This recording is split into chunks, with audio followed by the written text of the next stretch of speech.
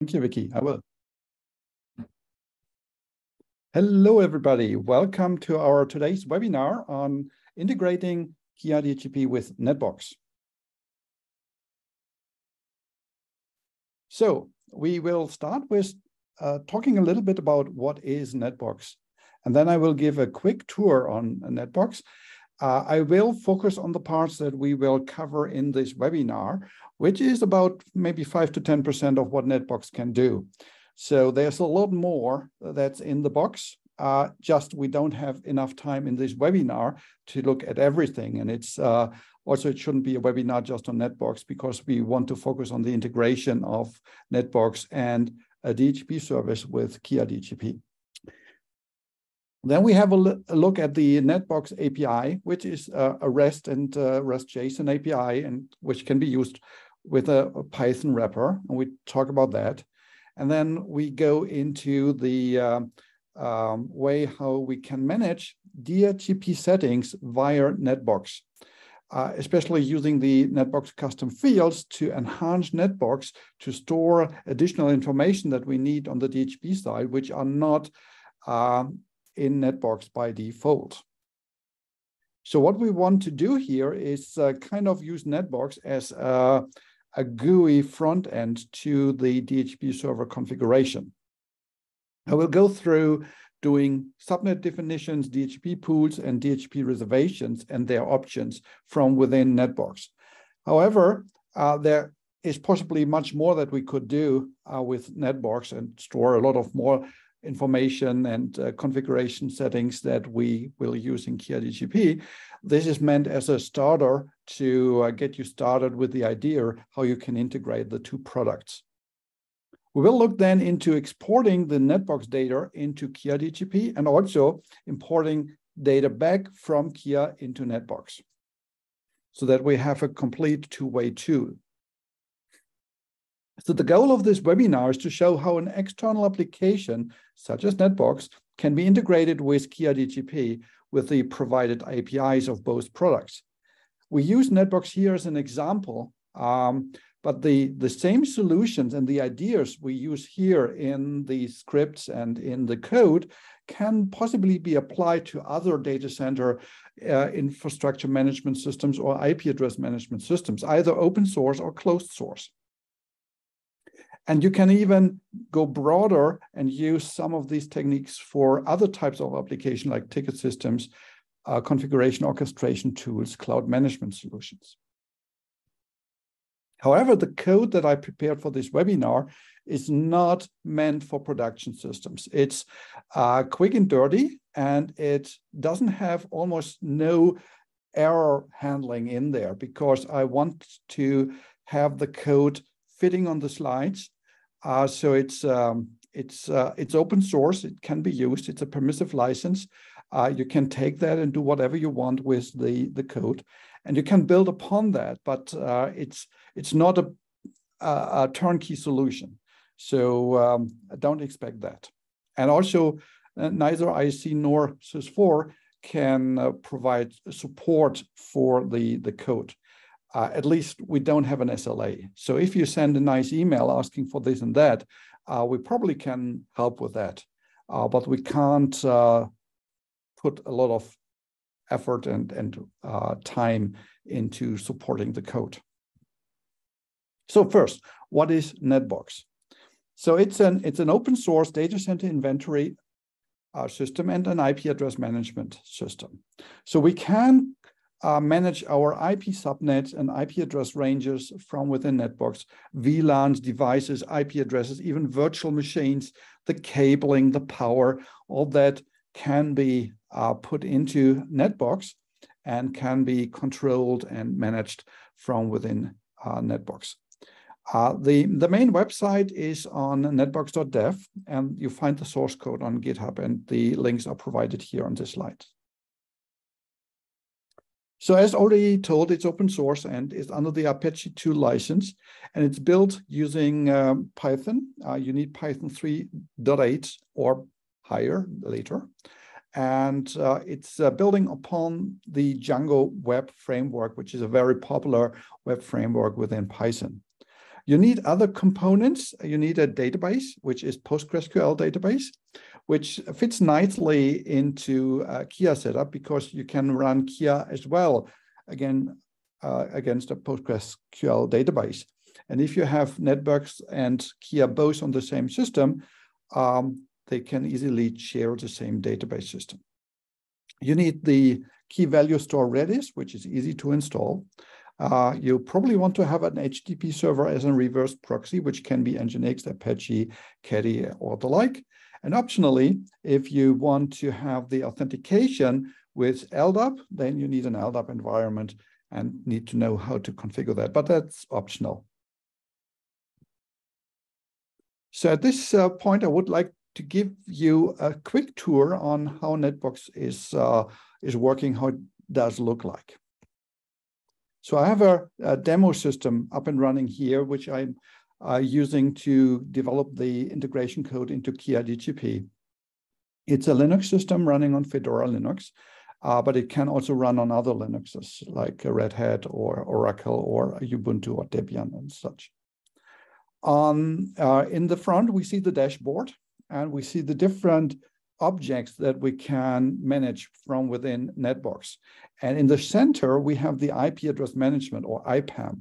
And this is what we will use in this webinar, especially the prefixes. We will turn the prefixes into Kia DHCP subnet definitions and the IP addresses. We will use the IP addresses to generate reservations within Kia DHCP. And also, we will feed back the leases from Kia DHCP into NetBox to reflect the IP addresses being in use in the network. For this webinar, we will ignore all the other stuff. We will ignore the virtualization, the wireless, the power, the circuits, and the organization. On the left side, you see here the menu where we can select the different object types of each of these sections and work with them. For example, the prefixes, which are the network's definitions. And if I go on there, we see now in the middle the different networks that I have configured here in my demo system, which are 3 of the demo IP address ranges. We see for the first network configured here, the first prefix configured here, it's actually being in use, and there are 44.9% of the IP address space is being used. And this is actually the part of the IP addresses that have been given out by Kia DHCP. And we will look into that a little bit later, how that looks like and how that is made possible with the integration. We also have a very important feature for our use case down here under other custom fields. In NetBox, we can configure our own data fields that we can then stick on the different object types. And we use that to augment NetBox with data that is not within NetBox by default. For example, the lease time information, which is by default not on the IP addresses, because NetBox doesn't know about DHCP. But we configure this field and we'll show with the IP addresses. And then we have the DHCP options that we can configure both on a network level, which is on the prefix object, and on the IP address level, which then will turn into options for reservations. We have a DHCP pool custom field, which is for defining the pool sizes for DHCP within a subnet. And we have a hardware address, which we use also in the DHCP reservation to store the hardware addresses, the MAC addresses. So we will come back to this demo environment later.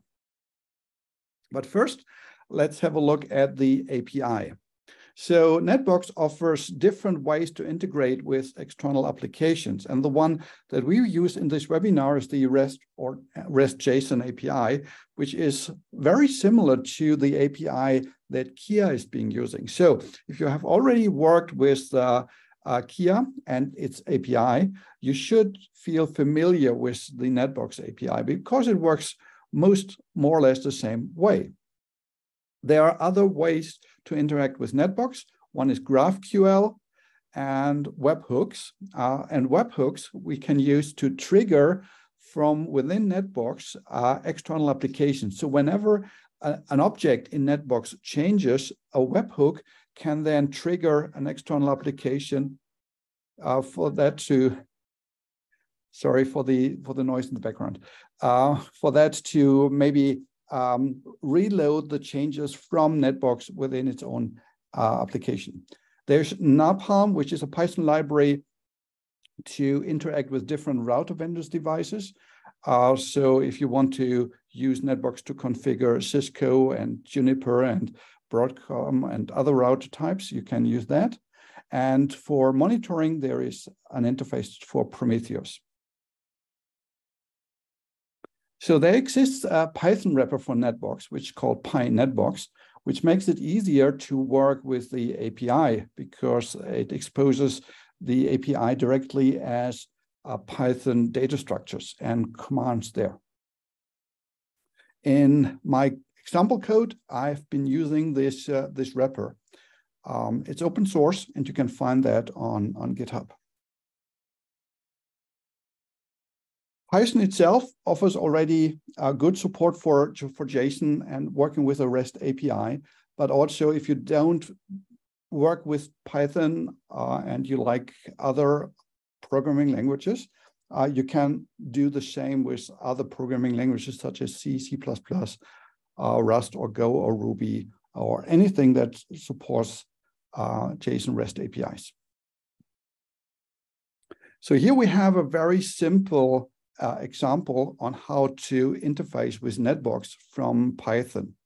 This little code snippet will list all the prefix definitions, the prefix objects, which we use as the subnet definitions in Kia DHCP from NetBox. So it starts by importing the PyNetBox wrapper, and then we log into our NetBox instance, given a secure token that we can create from the web interface from NetBox. And that secure token is being used by the code to authenticate against NetBox. The NB IPAM prefixes all then fetches all the prefixes configured in NetBox, and that returns what's called an iterator, which is stored in the variable subnet, and then we can iterate over this subnet and print out the different fields of each subnet.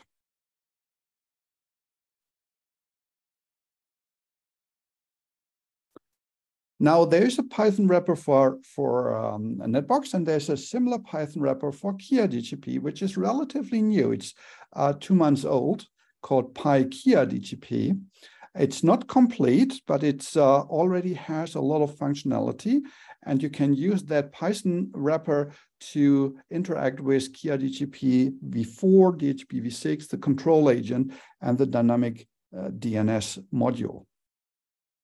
And I've used that wrapper on the Kia side to talk to the Kia servers.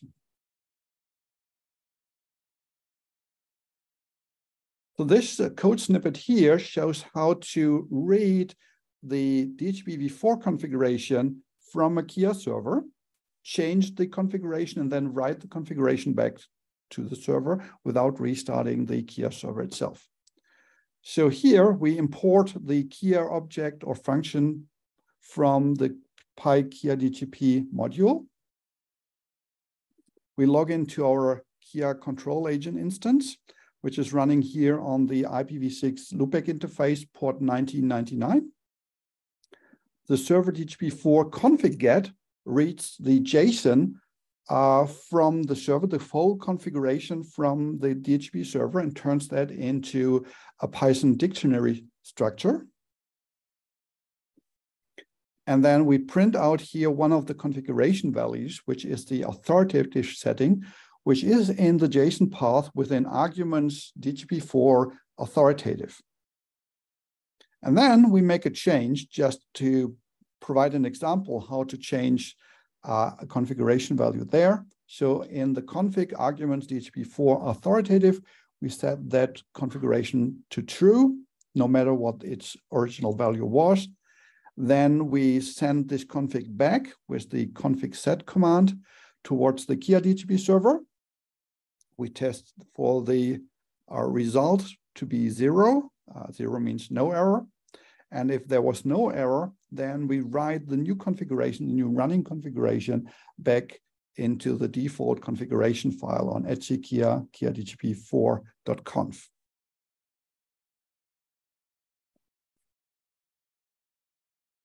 So here's the documentation of the pure APIs, both from NetBox and from Kia. So already, as I mentioned, the NetBox system doesn't know about DHCP, so it doesn't come with fields to store information for configuring a DHCP server, but we can extend NetBox with the custom fields to store these data. We can have the custom fields on almost of any of the native object types in NetBox. And the custom fields offers a range of predefined data types. We can store IP addresses, we can store text fields, we can store Boolean switches, yes, no, or on off, numbers and dates and other stuff. We can even store other objects in, that is one of the native objects of NetBox into the custom fields. So next, I will show how to create and use the custom fields to store the DHCP-specific data. These custom fields, once they are configured and filled, can then be queried through the REST API, and we will store the data there into a valid Kia DHCP configuration. So here's one of the custom fields, but let me switch over to the demo environment so that I can show that here. So we talk about the DHCP option custom field, and we specify on which of the built-in object types this custom field should be visible. And here I selected IPAM IP address and IPAM prefix. So this defines DHCP options for both the prefixes, hence subnets, and for IP addresses. The internal name is DHCP_option, and the label, which is visible in the GUI, is DHCP space options. It's in the group name Kia DHCP, and NetBox will group all the custom fields that belong to the same group together. So that if you have the requirement to have other custom fields which do not belong to Kia DHCP, that these are not cluttering up the Kia custom fields. The options is of type text long. It's a multi-line text field. It has a description. We just keep all the other fields default, and it has no default values in there.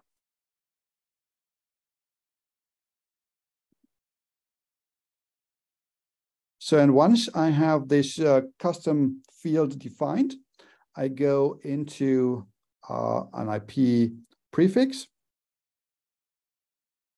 Maybe I go here and the later prefix, the 203.0.113 prefix. And if I scroll down, we see here the custom fields. And for this prefix, I currently don't have any custom fields and DHCP options configured. And I'm now writing the options in here. And the format is the name of the DHCP option or the code number of the DHCP option, then a colon, and then the data in the Kia comma separate value format.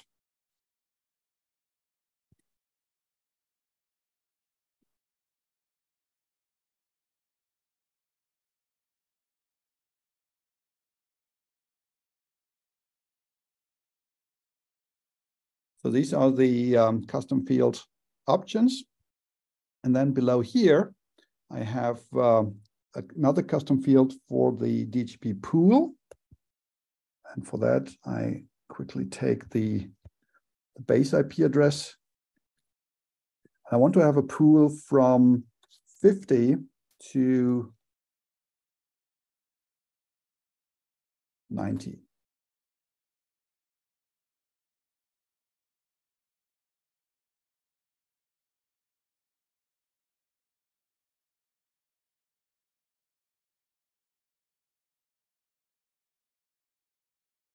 So while Kia supports multiple DHCP pools, in this example, I just implemented the ability to create one pool within a subnet. But it's easily possible to extend this example to allow for multiple pools. And now I'm saving this configuration back, and it's now stored in NetBox, and we can later read this information out of NetBox and turn that into a working Kia DHCP configuration.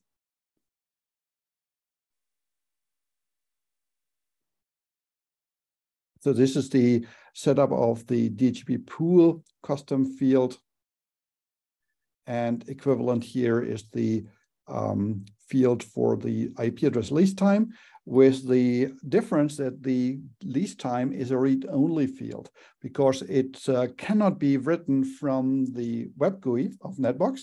Instead, it's filled from the API. So the lease times are being read from Kia DHCP and then being written back to NetBox so that we can see the lease times in the web GUI.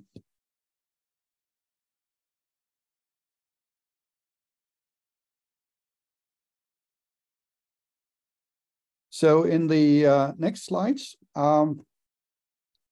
it explains a little bit about the ideas, how the data is being mapped from NetBox into Kia DHCP, but that's not universal. These mappings are possibly a matter of taste, and there are certainly other ways to do that. For example, NetBox supports a native object type of an IP range, and that IP range could also be used to define the DHCP pools. It really depends on your network and how you work with NetBox and which data you already have in NetBox, how you want these mappings to work. So the prefixes are being used to create the Kia DHCP subnet definitions. And this is the code that reads the data from NetBox and writes that into Kia. So in the beginning, we remove all the existing Kia subnet definitions because every time this script runs, it reads the existing subnet definitions, it removes all the subnets in the configuration, and then it builds using the data from NetBox, it builds all the subnets new. So it starts with an empty array of Kia subnets, and then it fetches all the prefixes from NetBox. It then iterates over the prefixes in NetBox, and it reads the required fields. It reads the subnet name, the DHCP options, and the pool definitions.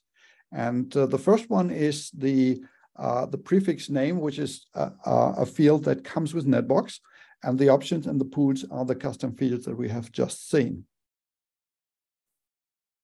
And from there, we create a new array of subnets for Kia with the same data.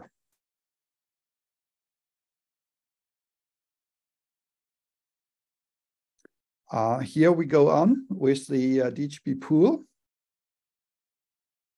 So first we check whether the custom field is actually populated. If it's not populated, it is of type none. But if it is populated, it's not none. So we create an empty pool array. We then specify the pool with the value from the custom field. We append that pool to the array list of pools, and then we add that to the Kia subnet.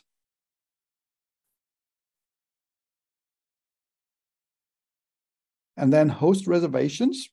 These are stored in the IP address object together with its custom fields for the object, for the options.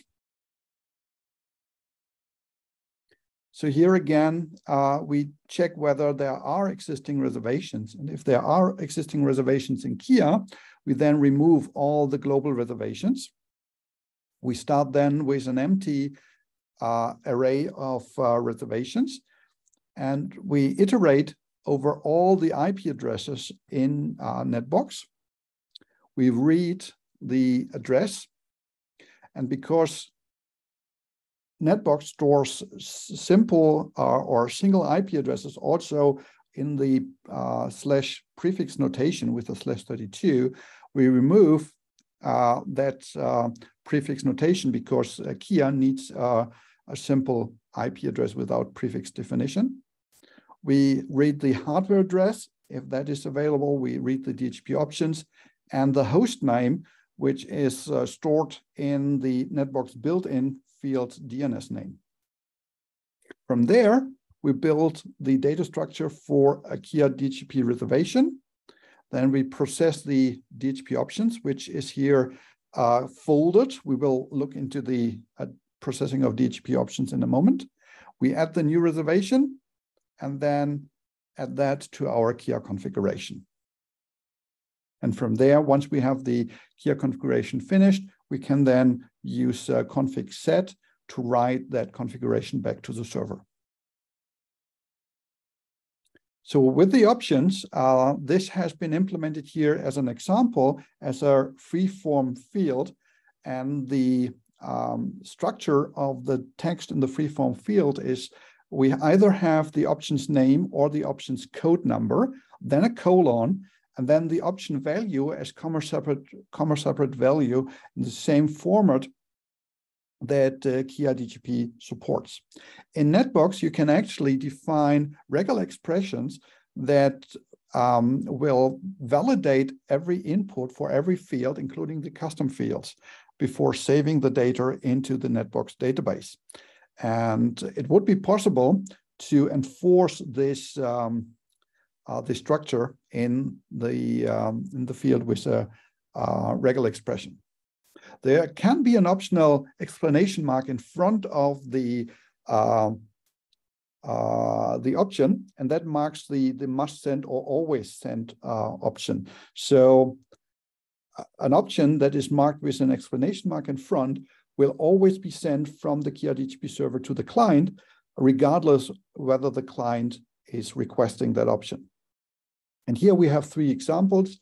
The domain name servers that is specified with its option name. In example 2, we specify the domain name with the code number and an exclamation mark, meaning this is an always send option. And the third is the routers option, again with an exclamation mark, which is forcing this option to be always sent. And this is how it looks like in the custom field configuration. We can just write all the options so in line by line and separate that with semicolons. And this is the Python code that processes the data. We first check whether there are options defined, whether the DHCP option variable is not of type none. Then we first remove the line breaks from the data and we split at the semicolons. Then for every option that has been separated by semicolons, we iterate over the option. We strip white space in front and back. If then, after stripping the white space, the option is still larger than 1 character, we check for the always send, the exclamation mark in front. That is being stored in the variable always send. And if that is true, then we remove the exclamation mark from the option's name. and we print out a little information that we found an option. We then split the option name from the option value with the colon, and we read or we create then the Kia option with its name and the data part, and we set the always send information. We append that option then to the array of options, and at the end, we append the array of options to the option data.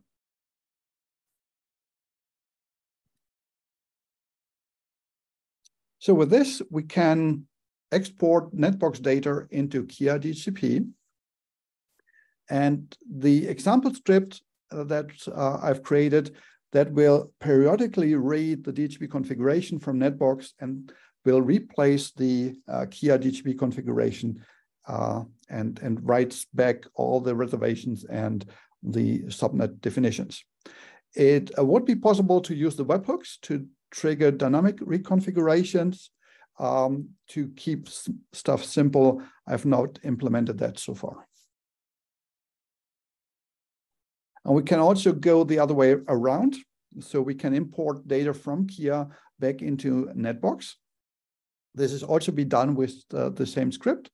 It reads the current leases from the Kia DHCP system using the lease command hook in Kia. And then it writes back the lease data into the IP addresses objects in NetBox, creating new objects if needed. And this is the code that writes the data back. So it gets all the leases from the Kia server. And then it iterates over all the leases. It fetches the lease time, the CLTT value from its lease. It converts that lease time, which is stored as a Unix timestamp, so second since 1st of January 1970, it converts that into a human readable format. And then it first checks whether that IP address is already existing in NetBox. If it is not existing, if it is not existing, it then creates new objects, sets the lease time in the custom field, and saves the data. And if it already exists, it does not create a new IP address object. It just fetches the object, changes the field, the lease field, and then saves the data back to NetBox. So, and now it's demo time for this. So here in this, on this Linux system, I have the Python script that is also available on GitHub as open source. We will have the link in one of the upcoming slides.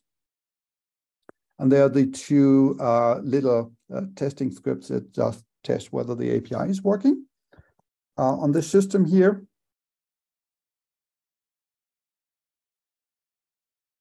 I have NetBox up and running. And this is the NetBox testing system that I've been using in this webinar so far. And I also have Kia DHCP v4 running on the same system with the control agent.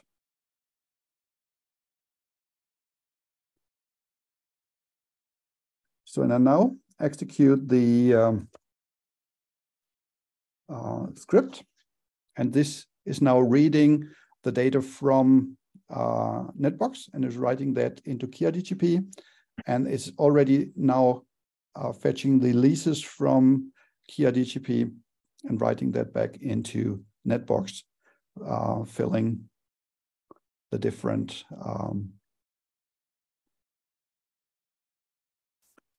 the different lease times in the IP addresses. So let me demonstrate that this really works in a way that if I make changes in the GUI, that we see these changes reflecting in Kia. So I'm opening up here the Kia DHCP 4 configuration, with the little command JSON view, which I found by while preparing for this webinar. This is a command line JSON viewer that can fold JSON data.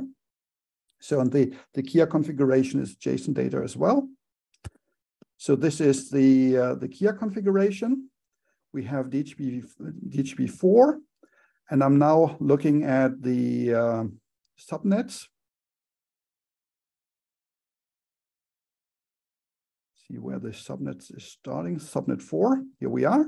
We have 3 subnet.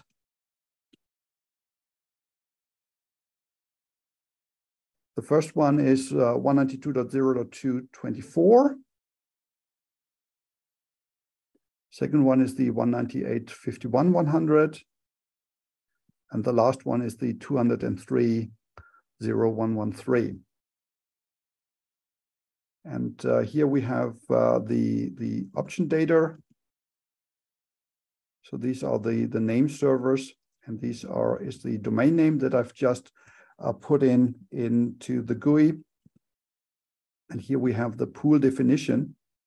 So the pool goes from 50 to 90 in this configuration. I'm now going to the NetBox interface here. I'm going into the 203.0.113 prefix.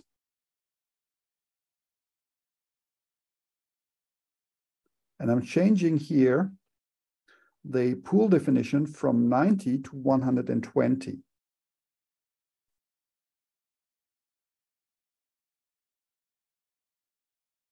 Saving that back into NetBox.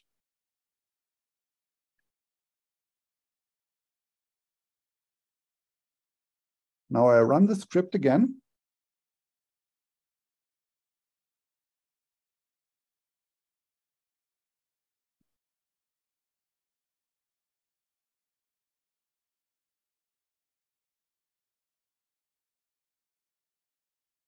So if I now open the configuration again, subnet 4.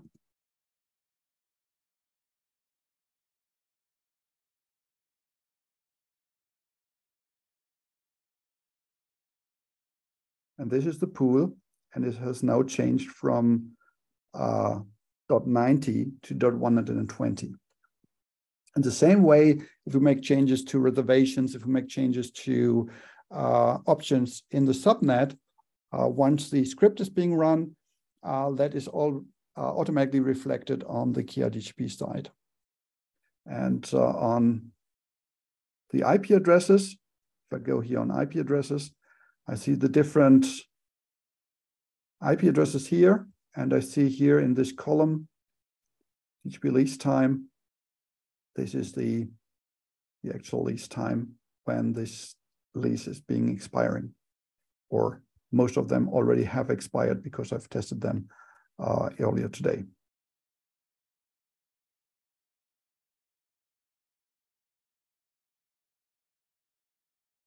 So here are some resources if you want to play with that yourself.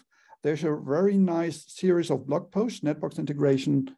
No, it's not a series, it's just one blog post from my colleague Michael about NetBox integration with Kia DHCP server. Then there is the source repository with the example code from this webinar that you can use. And the lease command hooks that has been used to fetch the leases from Kia DHCP. Here's the blog series, PyNetBox, that explains how the Python NetBox API wrapper works. It has multiple parts. It talks about fetching data from NetBox, creating new objects in NetBox, and also updating and deleting data in NetBox. A good resource is also the NetBox community mailing list. If you have questions about NetBox, you can join the mailing list there.